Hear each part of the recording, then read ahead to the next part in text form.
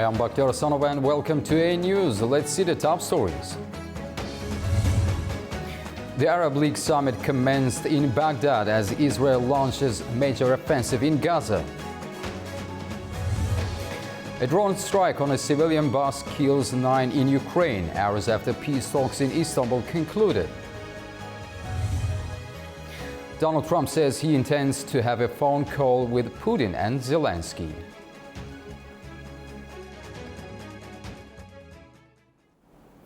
Israel launches a new military offensive in Gaza to defeat Hamas and recover hostages as concerns grow over the worsening humanitarian crisis. Dubbed Operation Gideon's Chariots, Israel's campaign aims to seize key areas and strike Hamas targets. At least 250 people have been killed since Thursday, according to Palestinian authorities. Shortly after the announcement, Hamas said its negotiators have opened a new round of talks aimed at ending the war in Gaza. Arab leaders met in Baghdad for the Arab League summit with Gaza dominating discussions. Calls for a ceasefire and reconstruction support highlighted this summit, alongside talks on other key regional crises. Gaza was the central focus as Arab leaders gathered in Baghdad for the 34th Arab League summit. The meeting comes as tensions in the region remain high, with Gaza topping the agenda of the high-level summit. I am alarmed by reported plans by Israel to expand ground operations and more. And I emphasize that the United Nations will not participate in any so-called aid operation that does not adhere to international law and humanitarian principles of humanity, impartiality, independence and neutrality. And I reiterate my appeal for the urgent and full support of UNRWA's work, including financial support. Egypt's President Abdel Fattah al-Sisi echoed the appeal for a ceasefire and encouraged US leadership in restarting peace efforts, while Spain's Prime Minister called for legal pressure on Israel. The summit brought together leaders from Egypt, Qatar, Palestine and Somalia, along with top officials from Jordan, Lebanon, and several international organizations. Beyond Gaza, the summit addressed several other critical issues, including the conflicts in Sudan, Syria, and Libya, and the state of nuclear negotiations between Iran and the United States. Delegates also focused on long-term recovery and regional security. In that context, Iraq announced the launch of several initiatives aimed at post-conflict reconstruction and Arab cooperation, including direct financial contributions to war-affected areas. We announced 18 ambitious initiatives to stimulate joint Arab action, foremost among which is the initiative to establish an Arab fund to support recovery and reconstruction efforts following crises, conflicts and wars.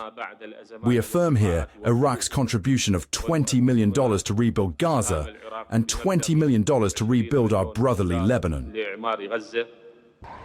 This marks the first time since 2012 that Iraq has hosted the Arab League summit. After decades of conflict and instability, Iraq is seeking to re-establish its role in Arab diplomacy. At least 9 people were killed and 4 others were injured after a drone struck a civilian bus in the Ukrainian region of Sumy. The incident happened hours after Moscow and Kiev held their first direct peace talks in Istanbul. Ukrainian authorities say rescue operations are ongoing and have called the strike a deliberate attack on civilian transport. Russia's defense ministry, however, says the strike was on a Ukrainian military equipment staging area, as both sides continue to deny targeting civilians in their attacks. Direct talks between Ukraine and Russia took place in Istanbul for the first time since March 2022. Talks concluded after less than 2 hours, with the two sides agreeing to exchange 1,000 war prisoners each, in the biggest prisoner exchange since the war began. For the first time in over 3 years, Russia and Ukraine met face-to-face for direct talks in Istanbul and agreed to exchange 1,000 prisoners each, the largest swap of the war so far. The meeting, which lasted less than 2 hours, ended without a ceasefire deal but included commitments to continue diplomacy. Turkish Foreign Minister Hakan Fidan, who stayed through the talks, described the day as important for global peace. He said both sides agreed to present written conditions for a possible ceasefire and reached a basic understanding to hold a new meeting. This meeting is the first direct contact between the parties since March 2022. We must seize this opportunity to move forward on the path to peace. Every day of delay causes more lives to be lost. Esteemed guests, as the war continues to take lives, it is critical that a ceasefire be implemented as soon as possible. We also have an opportunity to ensure a ceasefire through negotiations. Ukraine came to the table demanding an unconditional ceasefire, the return of children taken from its territory, and a full prisoner exchange.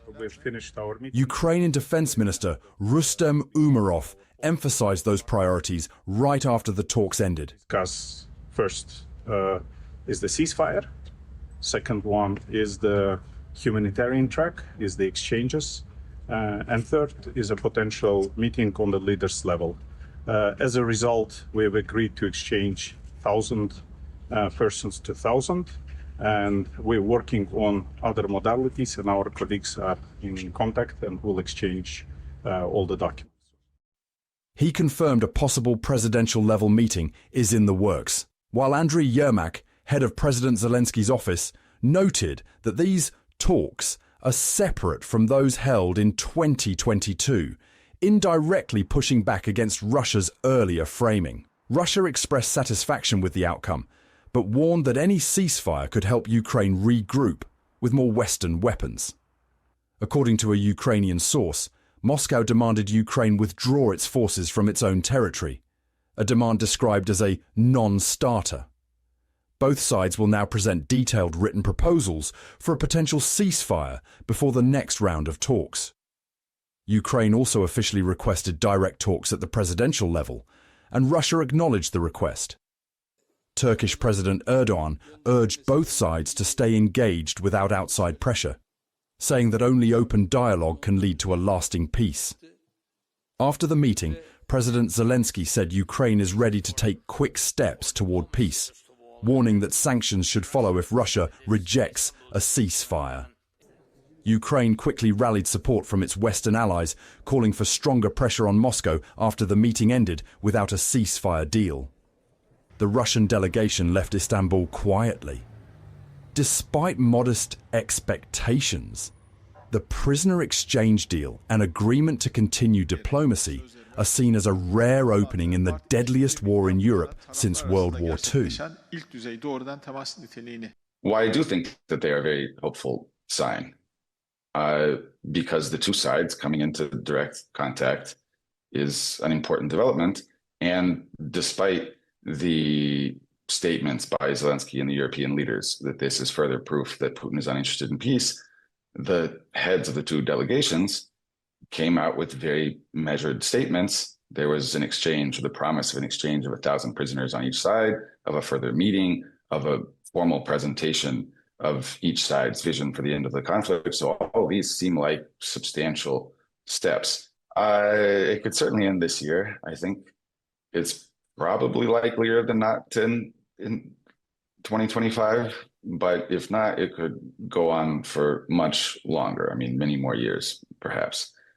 And if it does end in the near term, I think the outlines are fairly clear. The facts on the ground will dictate much of the final picture. Neither side is likely to cede any territory beyond a few minor swaps.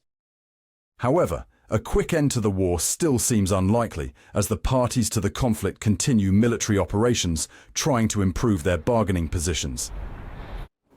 But the meeting in Istanbul led to mixed reactions among the residents of Kiev and Moscow. Although some agree that the negotiators have managed to achieve some progress, others maintain a more restrained outlook.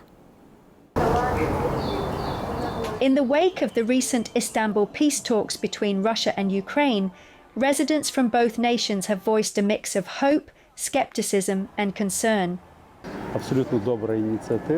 The return of prisoners is a good initiative.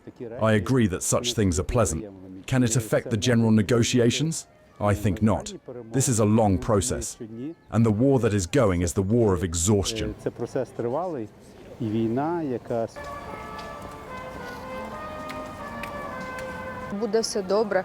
We hope that everything will be fine, and that the common sense of the great politicians of this world, which has already taken upon itself that the European Union will fully help us, that they will impose sanctions and finally break the strength of Russia, and it will go to real negotiations, and not the ones that were just in Istanbul.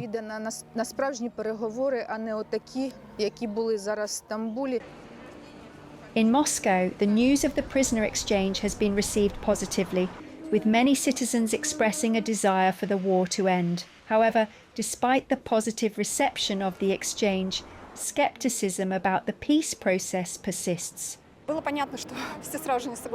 It was clear they will not come to an agreement right away, especially after Zelensky took offense because Putin hadn't come.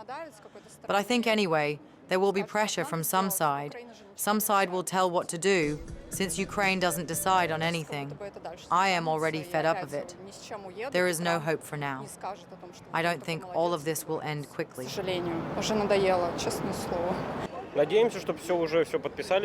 We hope they will sign whatever they want to sign so that ceasefire comes and the war ends. Because I have a lot of friends who are there fighting, but also we can get drafted too.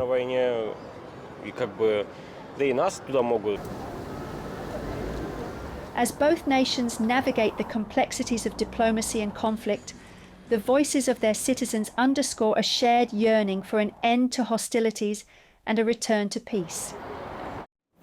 US President Donald Trump will speak with Russian President Vladimir Putin on Monday to discuss ending the war in Ukraine and trade issues. The call set for 10 a.m. Eastern Time follows recent Russia-Ukraine talks in Istanbul.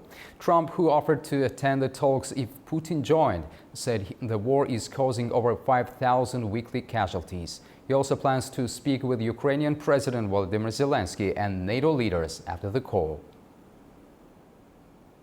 Departing the United Arab Emirates, Donald Trump confirmed that the United States has given Iran a proposal for a nuclear deal. For more, we go to Washington and our correspondent Ubi Schwander. President Trump's Middle East tour, his first overseas trip since winning the presidential election, has wrapped up, but he is still making news. The topic? Iran. Trump has confirmed that the United States has offered Iran a proposal for a nuclear deal. The president said that Iran has to accept the offered deal quickly, or else. While he was in the Middle East, Trump reiterated that he wants to use the power of trade to make peace in the region. And he and his team believe that Iran has a unique opportunity to join other Middle Eastern countries that have made major economic deals with the U.S. President Trump has said he wants to resolve the Iranian nuclear crisis either by diplomacy or by military force, but he stressed that he prefers a deal that makes sure Iran never gets a nuclear weapon. It was the first time since the nuclear talks started in early April that the White House envoy Steve Witkoff has presented such a proposal to the Iranians. Iranian Foreign Minister Abbas Araghchi took the proposal back to Tehran for consultations with the Iranian Supreme Leader, Ayatollah Khamenei, and other top officials. The U.S. is still waiting for the Iranian response. The fifth round of nuclear talks has not been scheduled yet. Trump has told reporters that Iran has a proposal in hand, but if they don't respond positively, they could very well face severe consequences. During his Middle East tour, Trump revealed that he held off supporting military strikes on Iran's underground nuclear program to give diplomacy a chance. It has been a month of major Trump policy moves in the Middle East, from reaching an agreement with the Houthis in Yemen to trillion-dollar deals in the Arabian Gulf and massive weapons deals with American allies in the region, as well as a new page of relations with the new administration in Syria. Now, Trump is hoping that he can add an Iran deal to the list of notable foreign policy accomplishments. Ubi Shabander, Washington, D.C., Anewz. Iran's president has responded to recent U.S. comments on nuclear talks, saying Tehran stands firm but open to dialogue. His remarks come amid mixed signals from Washington. Speaking at the ceremony in Tehran, President Masoud Pezeshkian said Iran is not afraid of threats and doesn't seek war, but will continue nuclear negotiations. His comments follow U.S. President Donald Trump's warning that Iran must act quickly or face consequences. Meanwhile, Iran's foreign minister denied receiving any new U.S. proposal. The latest round of talks in Oman ended last week, with no new meetings announced yet.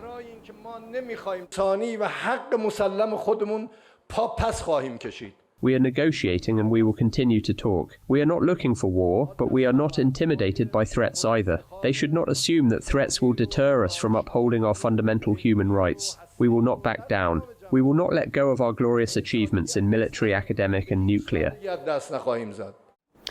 Poland is set to resume talks with the Czech Republic over a decades-old border dispute involving nearly 400 hectares of contested land. As diplomatic negotiations restart, questions emerge about how the European Union's emphasis on sovereignty and bilateral solutions might influence similar territorial discussions beyond its borders, particularly between Azerbaijan and Armenia. Our report explores this renewed diplomatic dialogue and its broader implications. Poland has announced plans to resume negotiations with the Czech Republic over a long-standing territorial dispute, tracing back to a border agreement signed in 1958. The dispute centres around 368 hectares of land that Poland believes should have been transferred to its control, based on agreements dating back to the Cold War. Initially, Poland handed over 1,205 hectares to then Czechoslovakia in return for 837 hectares, creating what is now referred to as a territorial debt.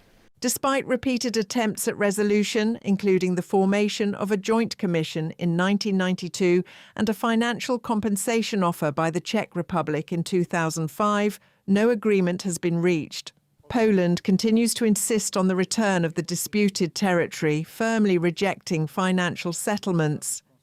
Tensions briefly flared in 2020 when two Polish soldiers inadvertently crossed into Czech territory and established a border post, though this incident was quickly resolved through diplomatic channels. Poland's firm stance on territorial sovereignty and the EU's approach of encouraging bilateral dialogue to resolve such disputes may carry broader implications.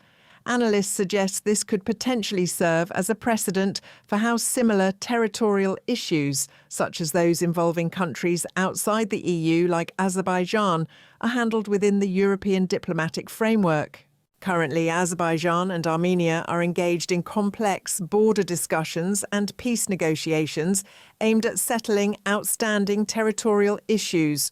Although both sides have announced the finalisation of a draft peace agreement, Azerbaijan has frequently expressed concerns regarding perceived EU bias, notably due to the presence of an EU observation mission on the Armenian side of their conditional border. Furthermore, Baku has consistently asserted that a peace agreement will only be achievable if both countries jointly request the formal dissolution of the OSCE Minsk Group and Armenia removes from its constitution references to its declaration of independence, which contains territorial claims against Azerbaijan's Karabakh region.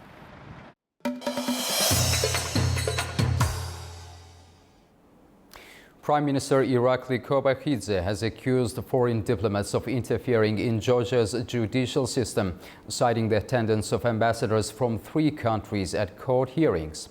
He called this as a violation of the Vienna Convention on Diplomatic Relations and Georgia's constitution, stating that diplomats should not influence internal political affairs.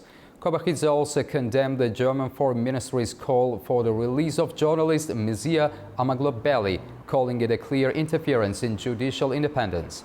He stressed that his government will firmly respond to such provocations to protect Georgia's sovereignty, adding that foreign meddling, especially in judicial and electoral matters, is unacceptable. Armenian Security Council's Secretary Armen Grigoryan met with Iran's Foreign Minister Abbas Araghchi in Tehran. That's according to Iranian media. The two sides discussed bilateral relations and regional security ahead of the 2025 Tehran Dialogue Forum, where Grigoryan is attending as a guest. This marks the second high-level meeting between the two countries this year, following talks in March on regional challenges and cooperation. Turkey has struck another major energy find in the Black Sea. President Recep Tayyip Erdogan announced a new natural gas discovery of 75 billion cubic meters at the Göktepe 3 well near the Bulgarian exclusive economic zone. The reserve, estimated to be worth around $30 billion, marks a significant step in Turkey's ongoing bid for energy independence. In a major development for Turkey's energy ambitions, President Recep Tayyip Erdogan revealed the discovery of a 75 billion cubic meter natural gas reserve in the Black Sea. The find, located at the Göktepe 3 well near Bulgaria's exclusive economic zone, is valued at approximately $30 billion. Enerjide de tam bağımsız Türkiye hedefimize ulaşana kadar durmadan. Energy is another area where we are driving Turkey from success to success. We have made serious investments in every field, from nuclear energy to hydroelectricity, from wind to geothermal, from solar energy to oil and natural gas. These efforts aim to strengthen Turkey's position as an energy bridge while diversifying the country's energy resources. Allah yolumuzu, bahtımızı açık etsin diyorum. President Erdogan emphasized that this new discovery could meet the energy needs of Turkey's residents alone for approximately 3.5 years. The Göktepe 3 drilling operations began on March 27th, carried out by the 7th generation drilling vessel Abdulhamid Han. In just 49 days, the crew completed drilling, logging and testing at a water depth of 2,154 meters, reaching a total depth of 3,500 meters. The new reserve will be developed using existing infrastructure, including the floating production platform from the Sakarya gas field. This synergy is expected to further enhance the economic impact of the discovery. Turkey is already producing 9.5 million cubic meters of gas per day from the Black Sea, meeting the needs of 4 million households. President Erdogan announced that production will be doubled by 2026 and quadrupled by 2028, marking a phased expansion of Turkey's domestic output. Looking beyond national waters, Turkey's seismic and drilling ships are exploring as far as Somalia in pursuit of new energy sources. An education fair held in Baku today gave Azerbaijani students and parents a closer look at studying in the United States. They connected visitors with alumni and experts to explore academic opportunities. The Education USA Alumni Fair was organized by the U.S. Embassy and American consuls, showcasing American universities and programs from science to public policy. Chargé d'Affaires Hugo Guevara opened the event, which also shared information about student visas. In the 2023-2024 academic year, over 1,100 Azerbaijani students studied in the United States, a 25% increase from the year before. I'm really excited that the United States continues to be a destination for Azerbaijani students and really international students from all over the globe. This past year we had over 1.1 million international students study in the United States, and of those over 1,100 were from Azerbaijan, which is really incredible. That number is actually a 25% increase from the year before. Well, you know, today we're here to provide students and their parents information about the admissions process to universities across the United States. And then when students come back from studying in the United States, we have about 8,000 Azerbaijani alumni of US colleges and universities, exchange programs, professional exchange programs. And we engage with them once they come back to Azerbaijan. And so the U.S. Embassy's goal is really to help students, young students and young professionals get to the United States to take advantage of some of the best education in the world. And then when we come back, when they come back to Azerbaijan, we help support them in their careers and to help continue to develop them in key areas where the United States and Azerbaijan can work closely together. That's all we have for now from Baku. Stay tuned to Anewz for more updates.